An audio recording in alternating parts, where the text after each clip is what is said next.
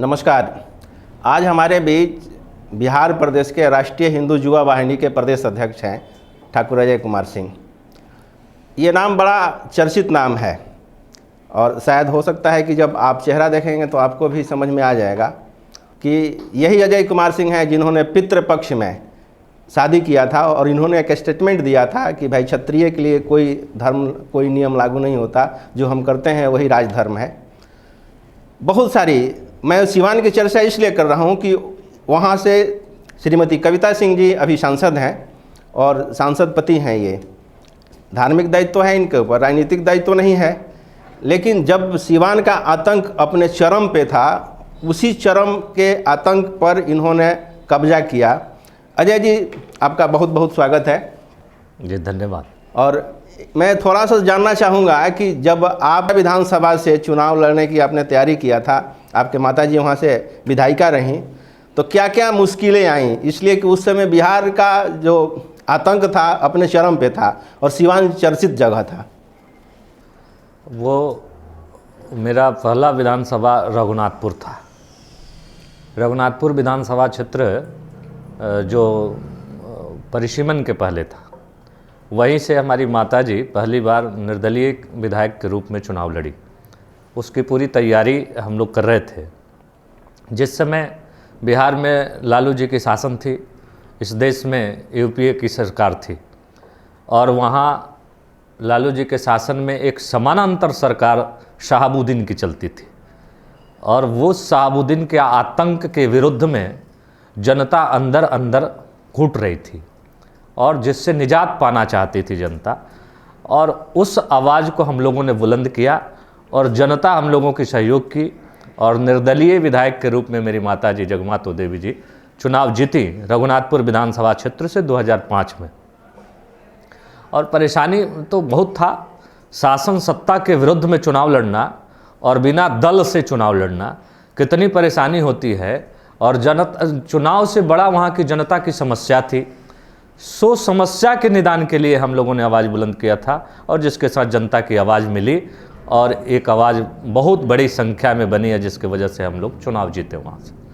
आज अब वहाँ से आपकी पत्नी सांसद हैं और आज भी सांसद हैं, लेकिन जब भी शहाबुद्दीन की मृत्यु हुई थी उस समय भी ऐसा स्थिति वहाँ पैदा हुआ था जैसे उनके सिवा सिवान में कोई नहीं है।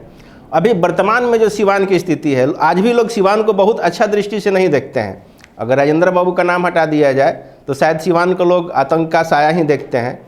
तो अभी आप वर्तमान में सिवान को फेस करते हैं, आप दोनों आदमी पति पत्नी लगे हुए हैं, अभी भी क्या समस्या आती है? क्या सिवान कितना बदला है पहले से अभी तक? सिवान में जो भय का माहौल था वो अब समाप्त हो चुका है और जो छोटे बड़े अपराधी थे उन पर प्रशासनिक कार्रवाई होते रहती है।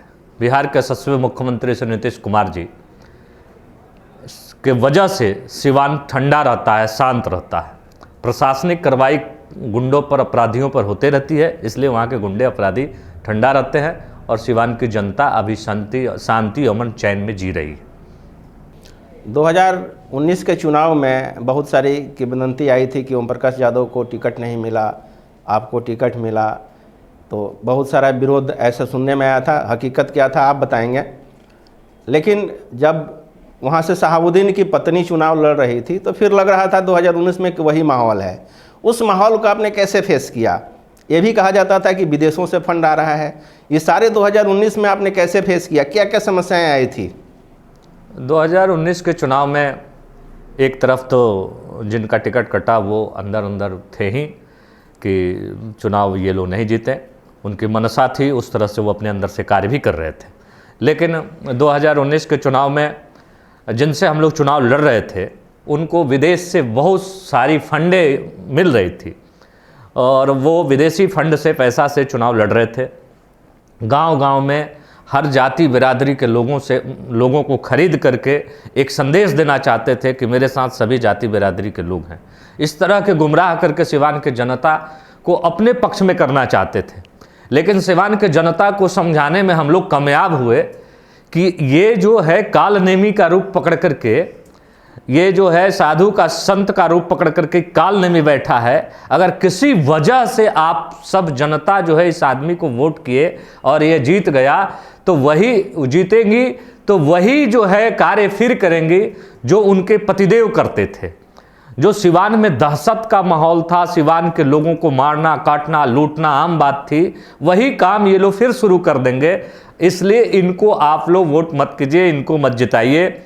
और जनता ये समझ गई कि आज भले ही सभी जाति बिरादरी के लोग इनके पक्ष में वोट मांग रहे हैं, लेकिन जब ये लोग जीत जाएंगे तो आज जो वोट मांगने वाले लोग हैं, सभी जाति बिरादरी के लोग जो खरीदे हुए हैं, पैसे पर बिके हुए लोग हैं, वो लोग काम नहीं आएंगे। और वोट लेने के बाद जब फिर सिवान में दहशत कायम होगा तो ये लोग कहीं दिखाई नहीं देंगे। इसलिए जनता वहाँ को समझी और समझ करके हमारे बातों को जनता अपार मत से कविता जी को वोट की और कविता जी वहाँ से सांसद बनी, जिसका प्रतिफल है कि आज किसी भी गुंडा और किसी भी अपराधी, कोई भी अपराधी हो, किसी तरह का कांड करे, वो बच नहीं सकता है। और हमारे बिहार की प्रशासन उसको पताल रोक से भी घिंच करके लाती है और उसको सजा देती है, दंड देती है।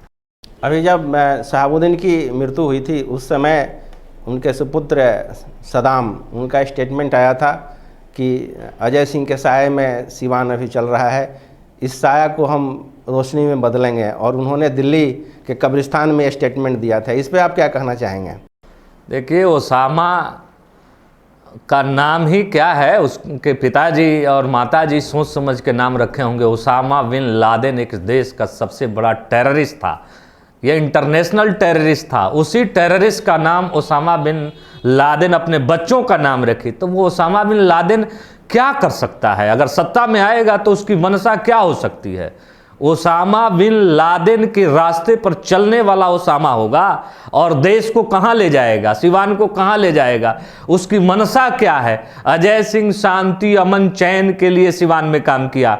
अजय सिंह किसी को लूटने के लिए काम नहीं किया। अजय सिंह किसी को मारने के लिए काम नहीं किया।